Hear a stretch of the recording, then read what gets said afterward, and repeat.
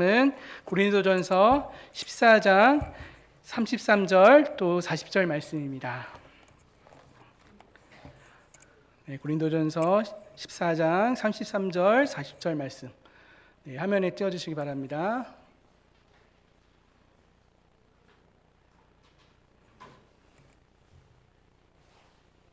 네, 같이 한번 봉독하겠습니다. 시작.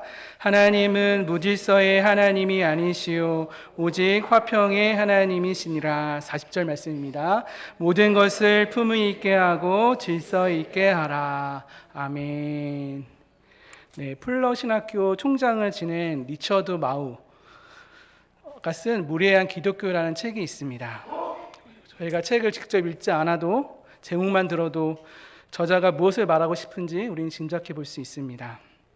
저자는 이 책에서 그리스도인의 신앙의 확신이 왜 독선으로 흘러가나 혹은 무분별한 포용으로 흐르는가 라는 질문을 던지면서 우리 신앙에 빠지기 쉬운 양극단의 오류를 지적하고 있습니다. 그리고 이렇게 말하지요. 그리스도인의 확신과 공손을 함께 지닌 시민적 교양, 즉 그리스도인의 품격을 가져야 함을 말이지요. 이 저자의 말과 같이 언제부터인가 세상은 우리를 향해서 말합니다. 기독교인은 무례하다, 비상식적이다, 말이 안 통한다. 여러분 참으로 뼈아픈 평가입니다. 여러분 무엇이 문제일까요? 우리는 그 이유를 오늘 본문 고린도 교회를 통해서 살펴볼 수 있습니다. 당시 이 서신을 받은 고린도 교회 성도들은 하나님께 뜨거운 예배를 드렸습니다. 그들에게는 은사도 많았고 하나님을 향한 열심도 많았지요. 그러나 그들이 드리는 예배는 교회의 공동체를 세우기는커녕 오히려 무질서와 혼돈으로 빠지게 만들었지요. 여러분 고린도 교회 안에 무슨 일이 벌어졌을까요? 그들은 하나님께 받은 은사를 서로 비교하고 자랑하며 그 은사를 남용했습니다. 통역 없는 방언, 질서 없는 예언으로 그들이 드리는 예배가 무질서와 혼란에 빠지게 만들었지요. 그들 각자가 옳다고 여기는 방식대로 각자가 은혜라고 믿는 대로 말하고 행동했던 것입니다. 그 결과 고린도 교회는 하나가 되지 못했고 분열되고 갈라졌습니다. 이 고린도 교회의 분열은 구약시대 중 암흑기라고 불리는 사사시대를 떠올리게 만듭니다. 여러분 이 사사시대의 특징이 무엇인가요? 사사기 21장 25절에서 분명히 말씀하지요. 그때 왕이 없으므로 각기 자기 소견에 옳은 대로 행하였더라. 그 시대에 왕이 없으니 각자 스스로가 기준이 되어버린 겁니다. 내가 옳다고 여기는 것이 정의가 되고 내가 불편한 것은 악이 되는 것이죠. 그야말로 엉망진창입니다. 여러분 그 결과가 어떻습니까? 분열과 혼돈일 뿐이죠. 고린도 교회의 문제도 이와 같습니다. 그들에게 절대적인 기준, 그들의 왕이신 하나님과 그분의 말씀을 이 기준을 분명히 놓치고 있는 것이지요. 이에 사도 바울은 고린도 교회를 향해서 그들의 왕이신 하나님이 누구이신지를 분명히 밝히고 있습니다. 너희들이 믿는 하나님이 누구신가? 본문 33절에서 말씀하지요. 하나님은 무질서의 하나님이 아니시오 오직 화평의 하나님이시니라. 여러분 사실 이 말씀의 맥락상 무질서의 하나님이 아니라 질서의 하나님이라고 해도 더 자연스러울 텐데 굳이 성경은 화평의 하나님이라고 소개하고 있습니다. 여러분 왜 그럴까요? 여기서 질서는 엄밀히 말해서 화평이 이룬 결과이기 때문입니다. 하나님의 목적은 화평이며 그 화평 안에서만 참된 질서가 세워지는 것이지요. 이를 더 설명하자면 본문에 나온 화평이라는 헬라어 단어는 에이레레라는 단어입니다. 히브리어 샬롬과 같은 의미입니다. 이 샬롬은 아무 문제나 갈등이 없는 상태에서 나오는 단어가 아니라 그 당시 전쟁 속에서 믿음으로 선포되어지는 평화였습니다. 여러분 어떻게 전쟁의 포화 속에서 이 평강의 평화의 은혜가 가능합니까? 이는 세상이 알 수 없는 줄 수 없는 우리 주 예수님만이 주시는 참된 평화인 것이지요. 이 화평은 우리 주 예수 그리스도 안에서 그분의 십자가의 사역을 통해서 우리 안에 온전히 이루어지는 것입니다. 에베소서 2장 14절에서 이렇게 말씀합니다. 그는 우리의 화평이신지라 둘로 하나를 만드사 원수된 것 곧 중간에 막힌 담을 자기 육체로 허시고. 우리 주 예수님께서 우리의 사이에 막힌 모든 담들을 자기의 육체로 허시고 둘로 하나 되게 만드셨다고 합니다. 이는 우리 주 예수님의 십자가, 그 사랑이야말로 우리 안에 참된 평화와 질서를 가져다 준다는 의미인 것이지요. 이 평화는 우리 주 예수님이 주시는 믿음과 소망에 근거합니다. 여러분, 우리가 가진 믿음과 소망이 무엇입니까?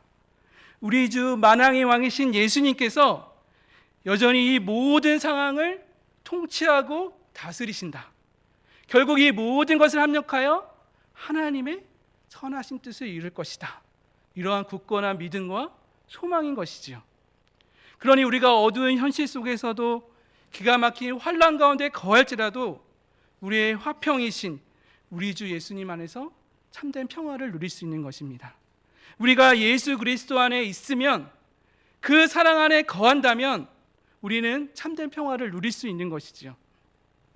샘물에 계신 환우님들, 우리 보호자님들 어떻습니까? 여러분, 말기암이라는 질병 가운데 고통과 환난 가운데 거하고 있습니다. 참으로 기가 막힌 환난과 고통입니다. 그러나 우리가 이 기가 막힌 환난과 혼란 속에서도 그럼에도 우리 안에 하나님이 주시는 마음의 평강을 빼앗기지 않습니다. 이는 우리 안에 계신 화평이신 예수님이 우리와 함께 하시기 때문이지요. 사랑하는 여러분, 우리 주님이 주시는 이 평강은 세상이 줄 수 없는, 우리 주님만이 주시는 참된 은혜의 평강의 선물입니다. 여러분, 이 평화는 우리 스스로 만들어낼 수 없습니다. 우리가 스스로 세우고자 하는 모든 평화와 질서는 쉽게 무너지게 마련이지요. 여러분, 겟세마네 동산에서 예수님이 잡으시던 밤에 수제자 베드로가 예수님을 잡으려던 말고의 길을 칼로 뱁니다. 그러자 예수님은 그 베드로의 행동을 어떻게 보십니까? 칭찬하시기는커녕 가만히 말고의 길을 치료해 주시면서 베드로에게 말씀하십니다. 베드로야, 그 칼을 칼집에 다시 꽂아 넣어라. 칼을 꽂아 넣어라. 여러분, 이 말씀은 우리에게 무엇을 말해줍니까? 하나님의 뜻은 하나님의 이런 폭력이 아닌 평화의 방식으로, 바로 사랑을 통해서만 이루어진다는 것을 우리에게 알려주는 것입니다. 여러분, 우리의 삶에서 종종 이렇게 말합니다. 그래도 결과만 좋으면 되지 않습니까? 이 말은 효율성, 성과를 중시하는 이 시대의 가치관을 대표하는 말이기도 합니다. 그러나 성경은 우리에게 묻습니다. 좋은 결과를 이루는 것보다 어떻게 그 결과를 이루었는지, 그 과정이 더 중요하다라고 말이죠.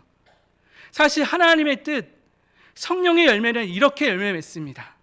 우리 안에 성령의 역사는, 성령이 맺는 열매는 바로 하나님의 방법, 예수 그리스도의 십자가, 그 사랑을 통해서만 열매 맺을 수 있는 것이지요. 고린도전서 13장 서두에서 사도 바울은 이렇게 말합니다. 너희 안에 아무리 신비한 방언과 뛰어난 지식과 예언, 산을 옮길 만한 믿음과 능력, 모든 것을 바치는 구제와 헌신, 봉사가 있을지라도 만약 너희 안에 사랑이 없으면 여러분 뭐라고요? 아무것도 아니라고 말하는 것입니다. 다시 말해서 이 말씀은 우리가 가진 믿음은 어떤 좋은 결과이기 전에 과정이며, 성과이기 전에 태도이며, 무엇보다 우리 안에 어떻게 살아야 하는가를 잃어버리지 않는 삶의 마음의 자세인 것입니다. 사랑하는 여러분, 우리의 삶의 현실을 한번 돌이켜 보십시오. 왜 우리는 세상으로부터 무례한 기독교라는 이런 비난을 받고 있습니까? 여러분, 이는 우리의 진심과 열정이 잘못된 것이 아닙니다. 우리가 하나님의 뜻을 이룬다는 명목 아래에서 각자의 기준으로 서로에게 무참히 정의의 칼을 휘두르기 때문입니다. 누가 옳으니 그르니, 누가 잘하니 누가 못하니, 이렇게 다투며 서로를 비난하며 그야말로 칼춤을 휘두르고 있습니다. 하나님 보시기에 무질서하고 혼돈이며 엉망진창인 것이지요. 단순히 우리 눈에 보이는 현상만을 이야기하는 게 아닙니다. 우리는 서로에게 마음에 보이지 않는 담을 쌓고 있습니다. 마음의 줄을 긋고 있습니다. 내가 그어놓은 선 여기 넘어오지 마. 내 평화를 깨트리지 마. 이 선을 넘어오면 가만두지 않겠어 라고 말하며 서로를 향해서 닥달하고 공포로 위협하는 것이죠. 그러나 우리는 결국 깨닫게 됩니다. 우리 스스로 세운 이 질서와 평화는 결국 나만의 성에 갇히는 거짓 평화일 뿐이라는 사실을 말이죠. 결국 시간이 지나면 그 견고한 성은 무너지게 되어 있습니다. 왜 그렇습니까? 우리가 스스로 이 세운 견고한 성은 평상시에는 멀쩡해 보여도 비와 바람, 환란이 몰아치면 와로로 무너지는 모래성이기 때문입니다. 그러나 사랑하는 여러분, 하나님이 우리에게 주시는 평강, 우리 주님이 주시는 샬롬은 이와 근본적으로 다릅니다. 이 화평은 변하지 않는 반석, 예수 그리스도의 반석에 세워졌습니다. 그러니 이 세상의 어떠한 권세도 우리 주님이 주시는 참 평안을 빼앗을 수 없는 것이지요. 그리고 우리 안에 있는 이 평강은 우리 주변으로 흘러가게 되어 있습니다. 우리가 이 평안을 전하는 피스메이커가 되는 것이지요. 서로를 향한 미움과 증오의 담을 무너뜨리고 사랑과 용서로 이어지는 찬 연합과 평화로 우리를 이끄는 것입니다. 우리 안에 있는 모든 긴장과 경계, 그 모든 담이 사라지고 사랑 안에서 서로 하나 되는 것입니다. 여러분, 이것이 하나님이 예수 안에서 우리에게 주시는 참 평화의 모습입니다. 하나님은 우리 각자를 이 참 평강을 전하는 피스메이커로 불러주신 것이지요. 그래서 여러분, 오늘 설교 제목이 바로 이것입니다. 우리가 이 땅에서 이 피스메이커가 되기 위해서 그래서 우리는 어떻게 살아야 할 것인가?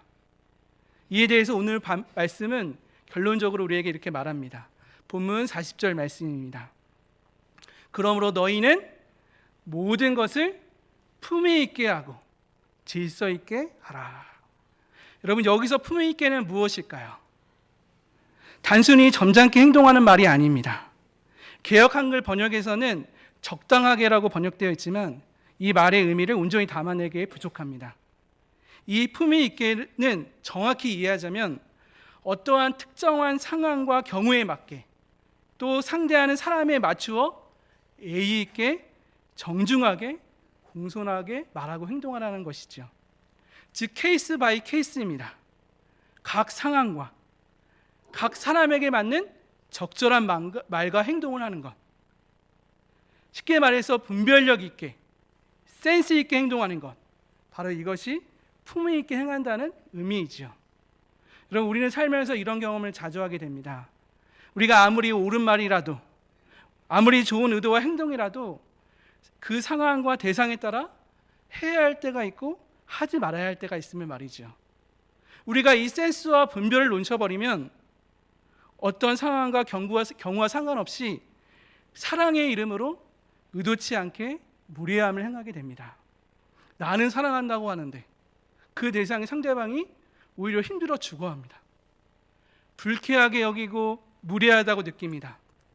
바로 사랑이 폭력이 되는 순간입니다. 이는 사랑이 나 중심이 아니라 상대방이 현재의 필요가 무엇인지를 알고 그 필요를 적절하게 채워주시는 것이기 때문입니다. 이 품위, 이 센스와 분별이야말로 우리가 모든 일에 하는 데 있어서 갖춰야 할 품위의 옷인 것이죠. 여러분, 제 아내는 다른 것에는 욕심이 없는데 유독 그릇에는 욕심이 많습니다. 음식을 예쁘게 내어주는 밥상, 플레이팅에 참 관심이 많죠. 그런데 신기한 것은 같은 음식이라도 어떤 그릇에 담아주냐에 따라서 맛이 확연히 다르다는 것입니다. 물론 음식의 기본의 맛도 가장 중요하지만 그 음식을 어떤 그릇에 담아주느냐, 음식의 맛의 중요한 부분임을 알게 됩니다. 오늘 말씀에서 우리가 갖춰야 될 품위도 바로 이 음식을 예쁘게 내주는 플레이팅과 같습니다. 우리의 사랑과 말과 행동도 바로 이 예쁜 그릇에 품위 있게 담아내야 하지요. 그래야 그 사랑이 나의 만족적인 사랑이 아니라 그 상대방을 향해서 꽃 피우고 열매 맺기 때문이죠. 사랑하는 여러분, 이 시간 우리가 하는 모든 말과 행동 한번 점검해 보십시오. 우리는 과연 품위 있게 말하고 행동하고 있는가? 우리의 사랑의 말과 행동을 통해서 그 상대방이 진정 사랑으로 느끼고 있는가라고 말이죠. 여러분, 이어진 말씀, 모든 일을 질서 있게 하라는 말씀도 이와 같은 맥락입니다. 여기서 질서 있게 행한다는 것은 한마디로 하나님이 그 일을 이루시는 방식, 바로 사랑으로 평화적으로 행한다는 말씀이죠. 왜냐하면 이 질서는 다름 아닌 사랑으로 이루는 관계의 조화를 가리키기 때문입니다. 어떠한 획일된 강요된 하나됨이 아니라 다양함 속에서의 조화, 하나된 연합을 이루는 것이지요. 초대교 어거스틴이 이렇게 말합니다. 본질에는 일치를, 비본질에는 간용을, 모든 것에는 사랑을 더하라. 여러분, 어떻습니까? 가만히 우리의 삶을 돌이켜 보십시오. 과연 우리가 삶에서 붙들고 놓치지 못하는 것들이 진짜 중요한 본질인지 말이죠. 우리가 결코 양보하지 못하는 그것이 정말 중요한 것인지를 여러분 생각해 보아야 합니다. 우리는 많은 경우 중요한 것이 아닌 아무것도 아닌 작은 것에 목숨을 걸고 양보하지 못하고 간용하지 못하고 주와 객이 전도되는 것을 보게 되기 때문입니다.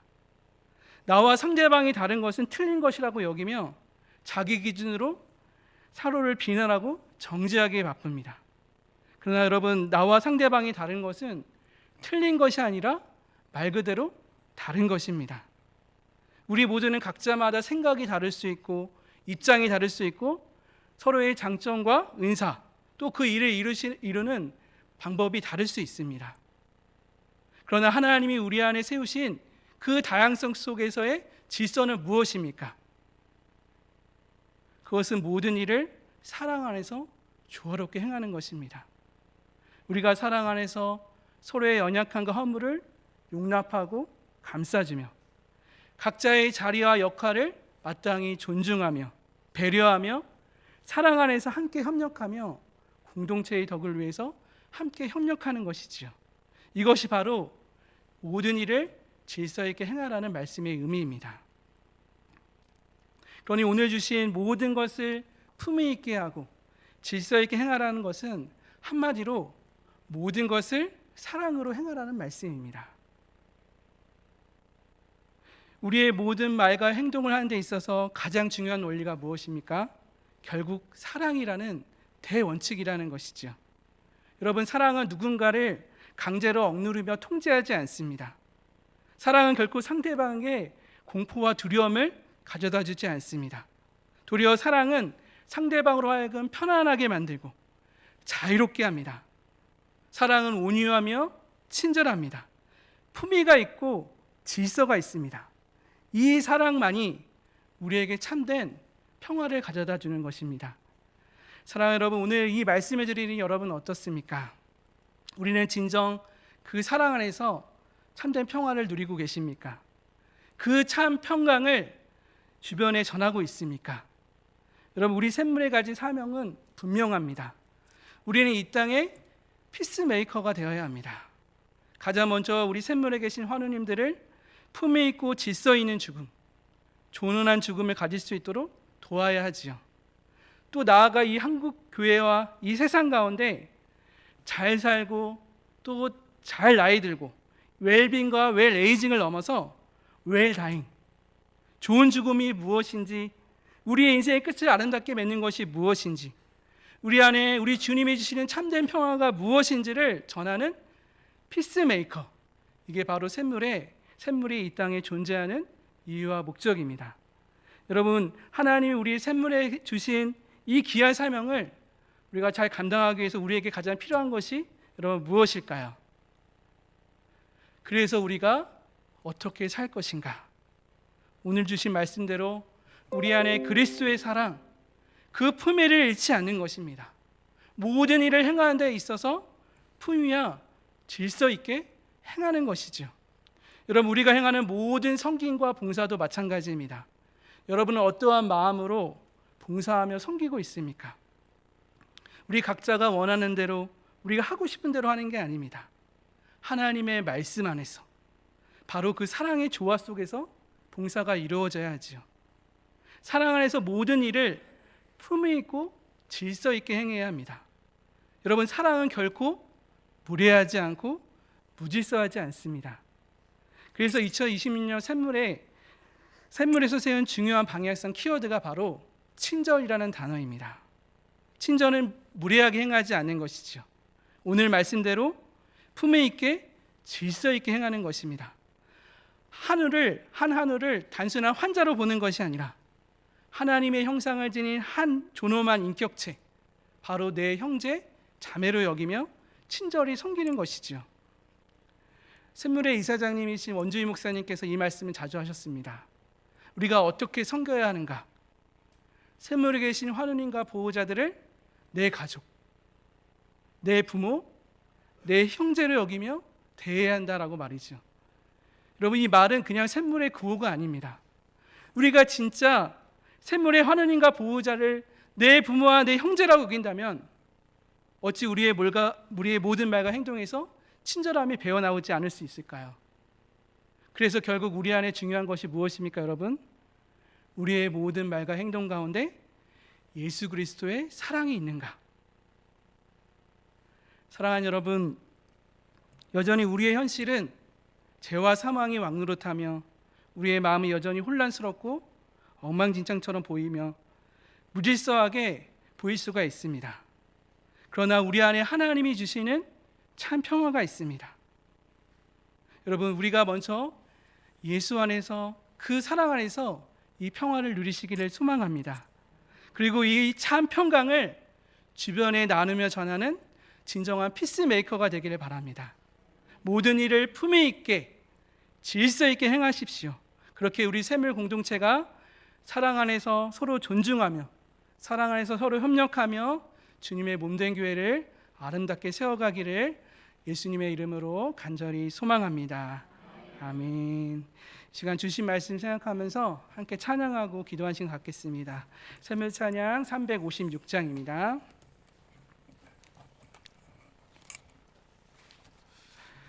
356장 같이 찬양하겠습니다.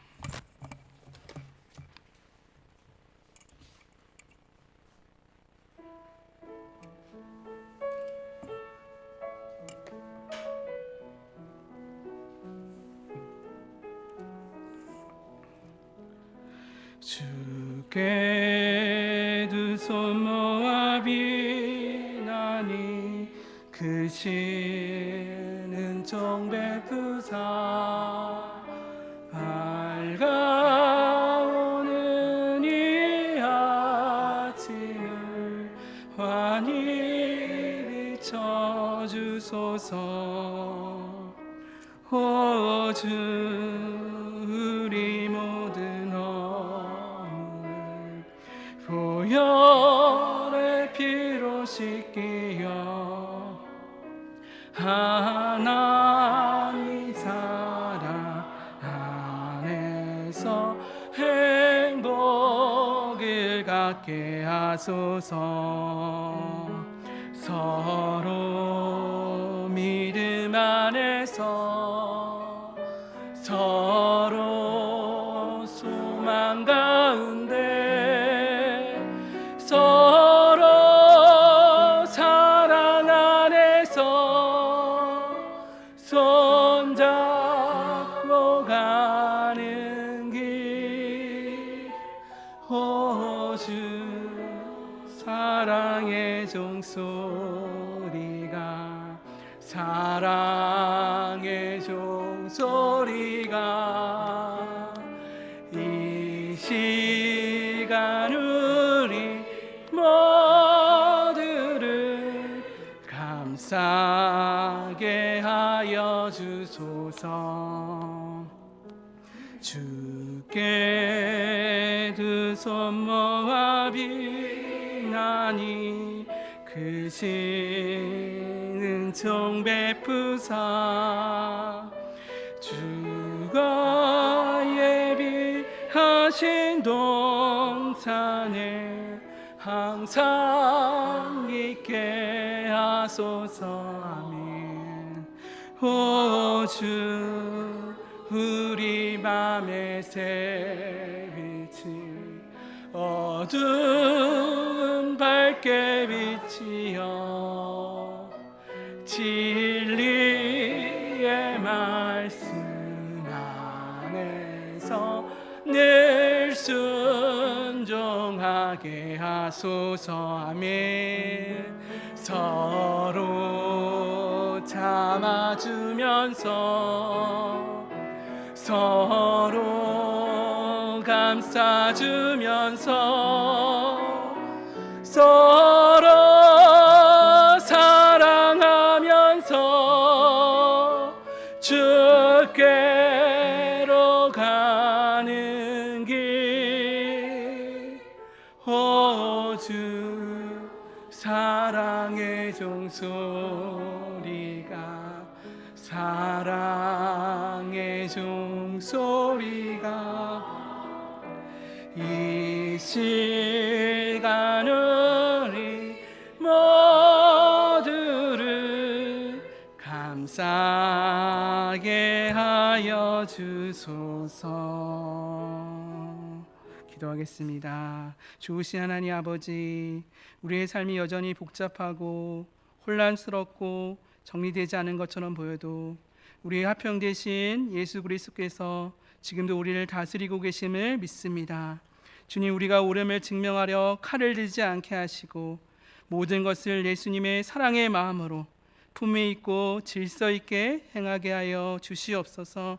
특별히 샘물 공동체를 기억하여 주셔서 우리가 섬기는 한 사람 한 사람 환자가 아니라 존엄한 한 인격으로 대하게 하시고 사랑의 친절함 속에서 주님의 사랑과 평강을 드러내는 사랑의 공동체가 되어지게 하여 주시옵소서.